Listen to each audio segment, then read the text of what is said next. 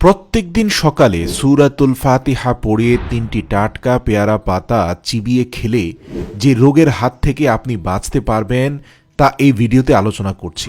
প্রিয় দর্শক, আপনারা জানেন যে শুধু ৭ দিন ৩টি করে পেয়ারা পাতা সেবন করলে high blood pressure, cholesterol, diabetes সহ আরও গুরুত্বপূর্ণ ৮ থেকে ১০টি রোগের হাত থেকে বাঁচা যায়।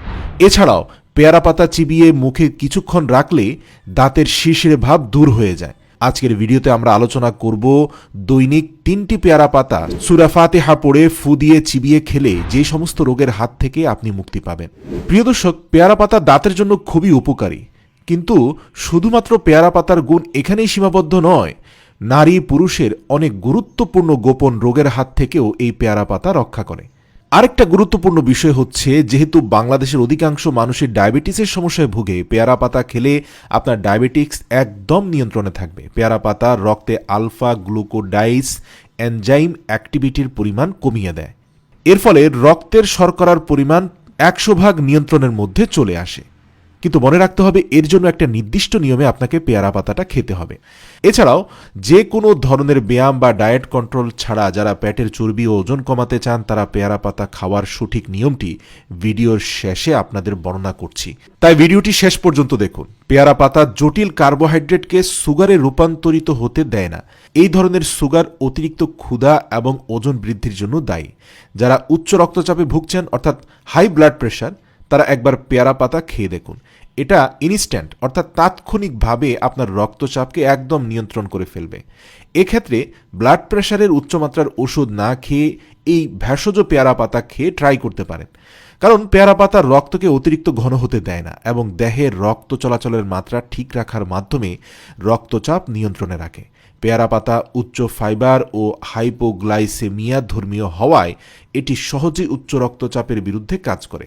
পেয়ারা পাতা যে শুধুমাত্র প্রাপ্তবয়স্ক ব্যক্তিরা খেতে পারবে তা নয়, পেয়ারা পাতা শিশুদেরও খাওয়ানো যায়। পেয়ারা পাতা খেলে আপনার এবং আপনার শিশুর মস্তিষ্ক সুস্থ থাকবে। পেয়ারা পাতায় প্রচুর পরিমাণ ভিটামিন B3 অর্থাৎ নিয়াসিন রয়েছে এবং রয়েছে ভিটামিন B6, যা মস্তিষ্কের কার্যক্ষমতা বৃদ্ধি করে। রক্ত চলাচল ও মনোযোগ বৃদ্ধিতে নিয়াসিন গুরুত্বপূর্ণ ভূমিকা পালন করে। আপনার স্কুলগামী অমনোযোগী শিশুকে পেয়ারা পাতা সঠিকভাবে খাওয়ালে তার পড়ালেখায় মনোযোগ আসবে। দেহে হরমোনের মাত্রা নিয়ন্ত্রণ ও সব অঙ্গের কার্যক্রম নিয়ন্ত্রণকারী গ্রন্থিগুলোর মধ্যে থাইরয়েড সবচেয়ে গুরুত্বপূর্ণ। এই থাইরয়েড হরমোন যদি দেহে কম বা বেশি উৎপন্ন হয়, তাহলে আপনার থাইরয়েড হরমোনের সমস্যা হয়। এই পেয়ারা পাতা থাইরয়েডের চিকিৎসায় শ্রেষ্ঠ ঔষধ। এছাড়াও পেয়ারা পাতা ক্যান্সারের বিরুদ্ধে লড়াই করে। পেয়ারা পাতায় প্রচুর পরিমাণ অ্যান্টিঅক্সিডেন্ট লাইকোপেন থাকায় এটি স্তন ক্যান্সার, জরায়ু ক্যান্সার ও মুখের ক্যান্সারের বিরুদ্ধে বিশেষভাবে কাজ করে।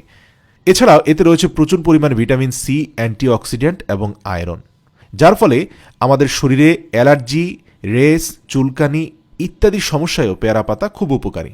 পেয়ারা পাতা দেহে হিস্টামিন তৈরির প্রক্রিয়া নিরাময় করে, ফলে অ্যালার্জি হবার সম্ভাবনা একদম দূর হয়ে যায়।